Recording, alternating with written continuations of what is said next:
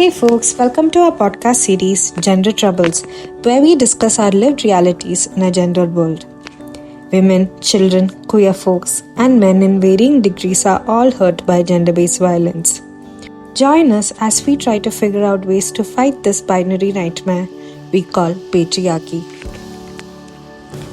Content warning: this series will address power abuse, child and adult sexual abuse, queerphobia, infanticide, femicide, and other forms of gender-based violence. Viewer or audience discretion is advised. According to government data, 1 in every 2 Indian children is a victim of child sexual abuse. Hi, I'm Nikita, your host for the day. Our guest today is Anushka from Arpan, an NGO that works towards eradicating child sexual abuse. Hi Anushka, welcome to the show. Can you tell me a little bit about yourself and what Arpan does? Sure. But before beginning, I'd just like to really appreciate this initiative that Garima Trust has taken. And I think it's an amazing idea to have this podcast series in the first place. So thank you so much for having me, for inviting Arpan to this. And I feel really honored to be a part of it. Really looking forward to the conversation. My name is Anushka and I work at Arpan. Arpan is an NGO based in Mumbai that is working towards the elimination of child sexual abuse in India. With a team of over 140 professionals, Arpan is India's largest non-profit organization providing CSA prevention and intervention services for both children and adults. Arpan has its key project, that is the personal safety education, teaching children and adolescents about personal safety so that they can identify and seek help in any kind of an unsafe situation. So since its inception in the year 2007, we have impacted over 18 million children and adults, and we've also received national and international awards for this work. So I am very excited to have this conversation, and I'm so glad that you're the one who's initiating a very important conversation. Thank you, Anushka. We here at Garima Trust are so happy to have you on this episode.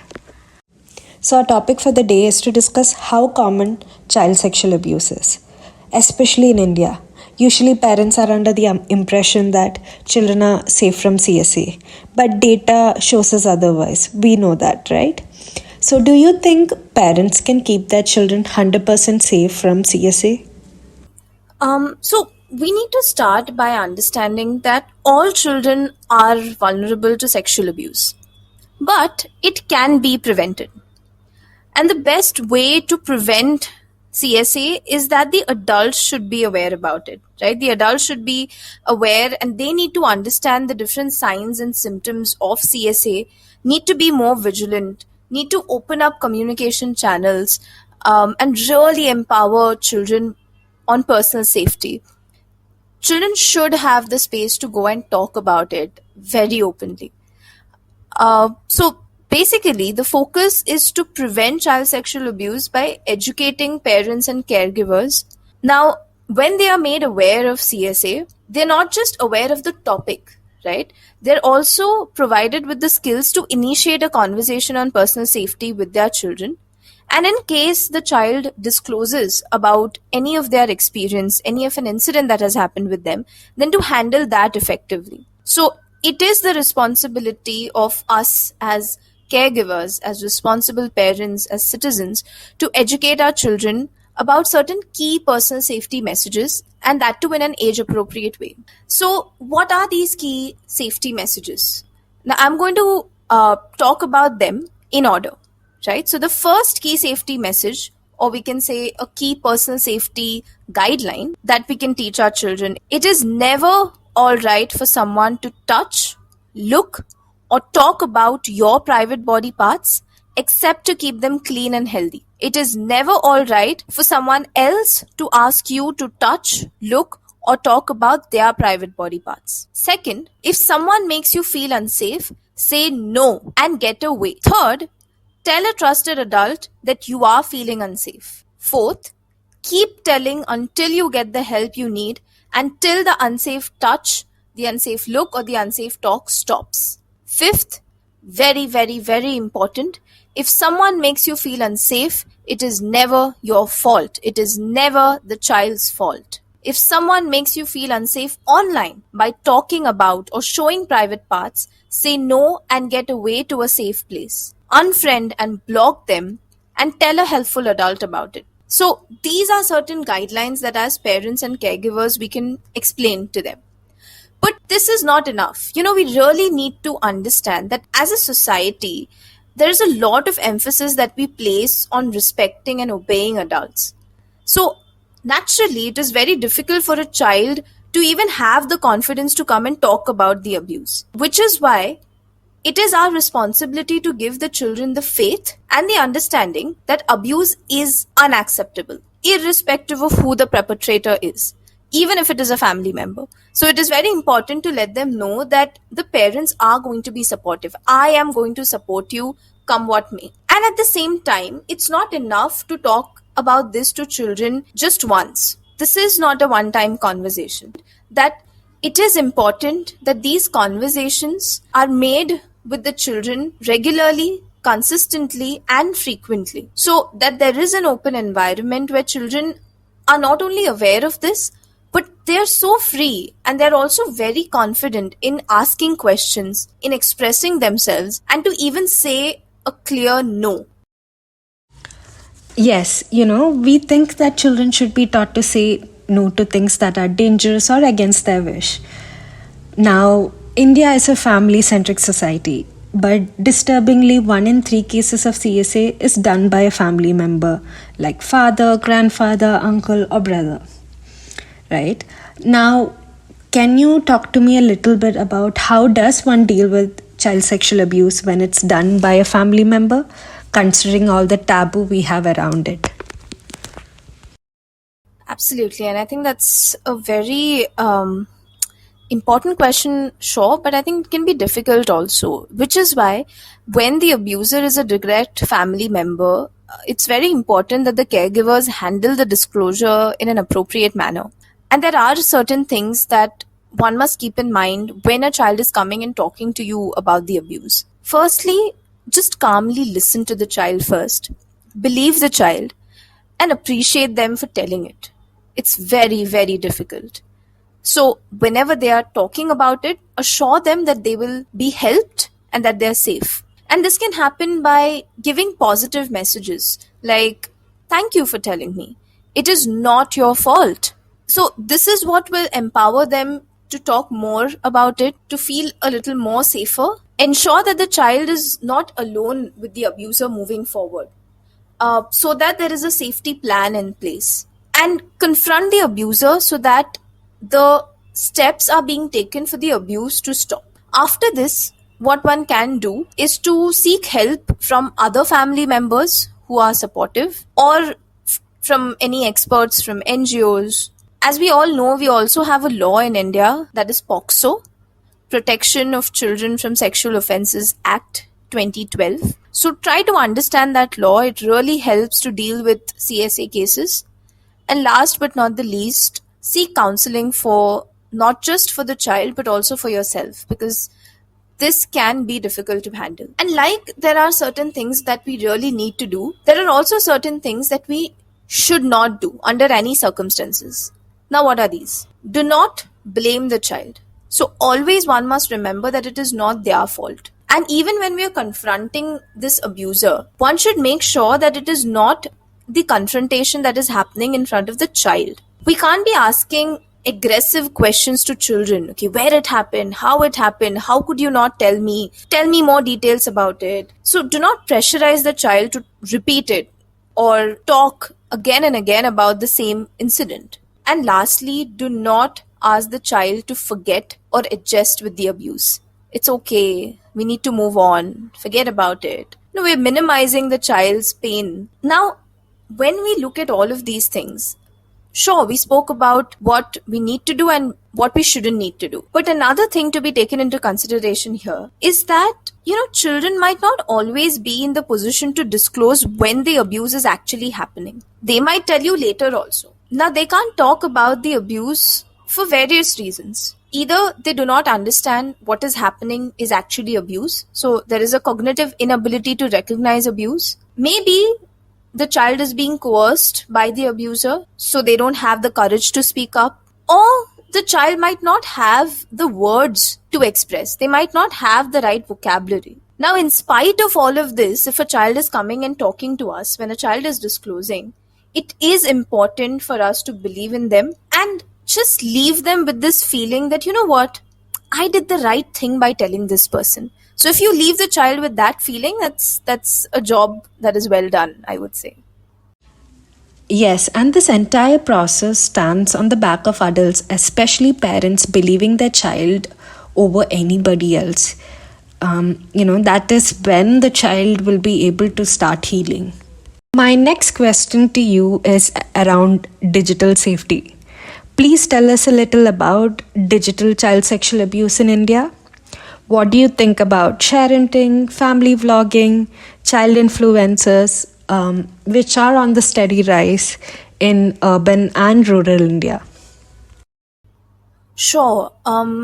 I think that's something that we really need to talk about now. And I'd really like to start with quoting some figures here, right? Now, when we talk about digital child sexual abuse in India, the NCRB, that is the National Crime Records Bureau, now according to its 2022 data, there are about more than 1700 cases that were reported which were of child sexual abuse material, which is basically any content that depicts child sexual abuse. And sadly, this is only the tip of the iceberg, let me tell you. Because this is in India. Now, when we look at it globally, on a global level, there was this We Protect Global Alliance study conducted by the Economist Impact. Now, they say that 50% of children in South Asia have faced some form of online abuse. Now, that online abuse could have been in the form of, let's say, cyberbullying or cyber stalking, sexting, sextortion, live streaming of CSA, online grooming, or CSAM. CSAM is child sexual abuse material. So, this is the extent of digital sexual abuse, not just in India, but also overall, globally. These are some pretty shocking numbers. Why do you think parents still choose to create child content? What about the child's agency in these situations? So it really talks about, I mean, you talked about agency, but there's really a fundamental right that we need to talk about over here, right?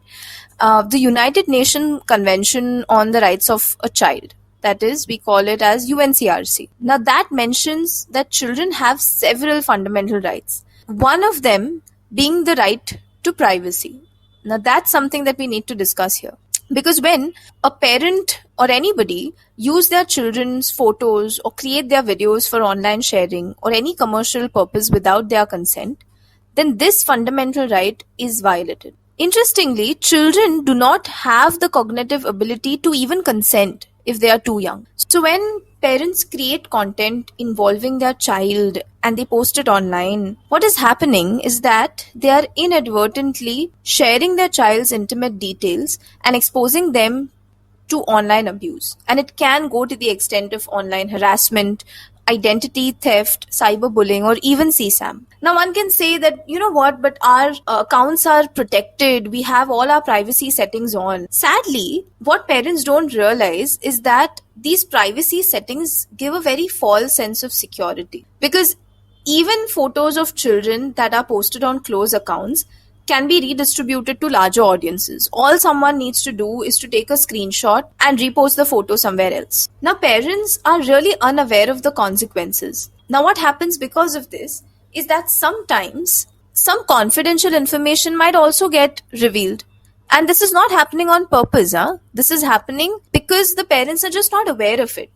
So, for example, let's say a parent is posting any post that involves their children. It can be anything on any of the social media platforms. Sometimes they are referring to the child's first name, last name, sometimes even date of birth. So the public nature of this entire child influencer content, it can really garner attention and it can attract some really unwanted attention as well from predators. There are reports that indicate that innocent images of children have been misused on platforms associated with CSAM. And what it does is, it leads to a disturbing intersection between child content creation and exploitation. Now, one of these reports, it is by the National Center for Missing and Exploited Children. Can you believe, and it's actually quite shocking to know, that half of the photos shared by child sexual abusers were first posted on social media by their parents themselves. Now, adding to this, there is also a pressure to perform for social media, so that can put children's emotional and mental health at risk as well.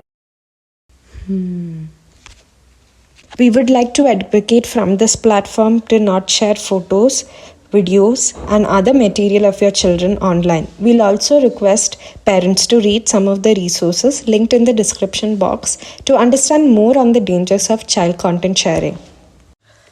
Anushka, as we reach the final question, I think this question especially has a lot of weight to it. Can you tell me a little bit about why do adults commit child sexual abuse? What would you say is the root cause of this? Wow, that's such an important question. Why people do this?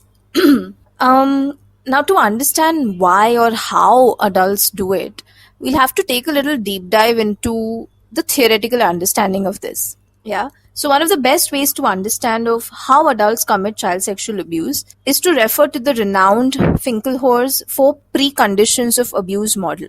Dr. David Finkelhor, he is an American sociologist, and he has devised this model of sexual abuse. Now, there are 4 preconditions. Yeah, let's take a look at them. First, abusers sexually offend children because they are motivated to have sexual activity with children because it meets their sexual and emotional needs. So that is, first is having the motivation. Second, they also have a faulty thinking pattern. Now, what does faulty thinking pattern does? It helps them to justify their behavior. Automatically, there is no moral compass and they act on their impulses. Third is that if the external environment is not aware and vigilant. Very important. Because an environment that is not aware, what it is basically a passive support. Because there is no resistance coming from the external environment. Now, this is where all of us can play a role by not being mere bystanders, but intervening to stop the abuse. Now, the 4th precondition was for the abuser to overcome the resistance from the child. Now, if the child is not resisting, it is here that teaching personal safety to children becomes important, because then they're in a position to refuse and get away from the unsafe situation. So these are the 4 preconditions. At the same time, the reasons for sexually abusing a child will also vary depending upon whether the abuser is a fixated or a regressed abuser. Now let's understand the difference here, okay? Fixated offender identifies with children. That is, they prefer sexual and social interaction with children, and therefore they develop and maintain relationship with children to satisfy their own sexual needs. Now, in exact contrast to this, a regressed or an opportunist child sexual abuser, like the name suggests, they prefer social and sexual interaction with adults, actually. But their sexual involvement with children is situational, and that occurs as a result of life stresses. So this explains a little bit about why or how somebody can even commit sexual abuse on children.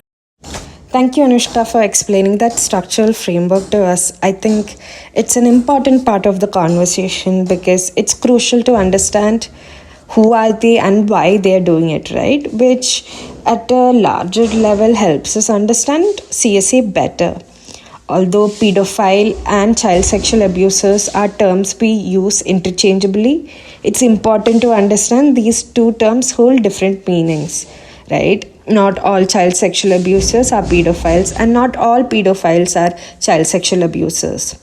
The diagnostic criteria for pedophilia gives us a helpful framework to understand that pedophiles are sexually attracted exclusively to children. Specifically prepubescent children. So, while some abusers might be pedophiles, most abusers are in fulfilling heterosexual relationships. You know, they abuse for power, exploitation, rather than an exclusive sexual interest in children. This is crucial to understand, especially since child sexual abuse numbers are so high. And I feel like it's an important aspect to bring into our conversation here. Absolutely. Now let's come to your second question.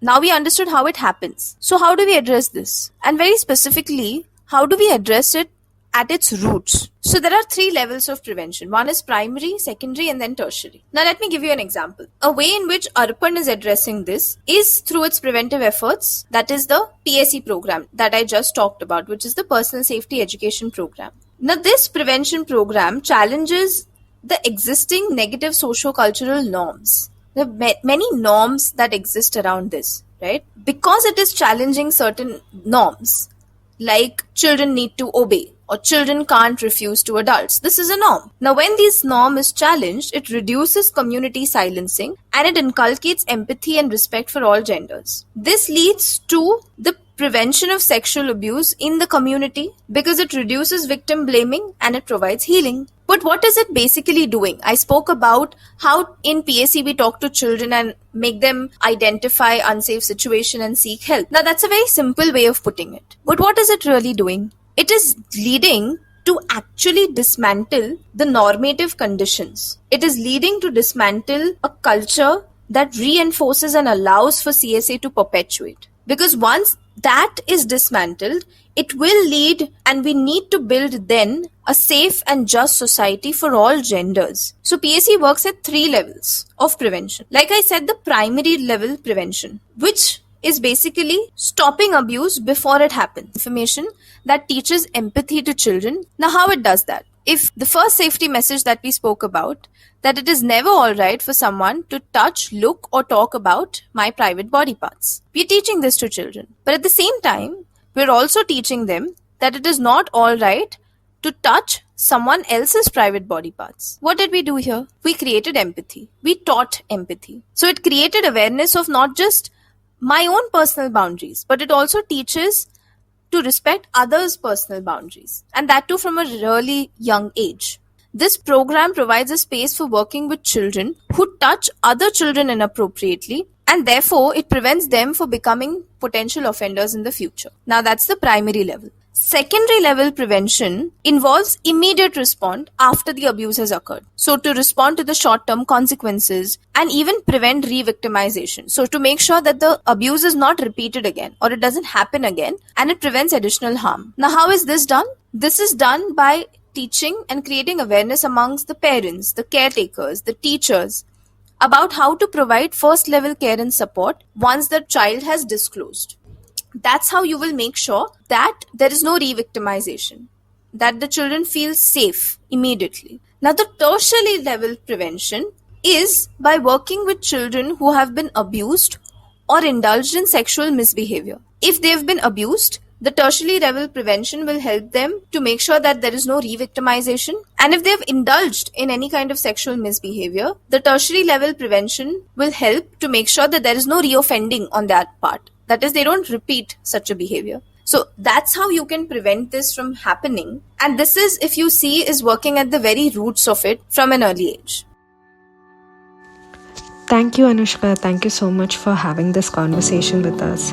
This was very informative and insightful.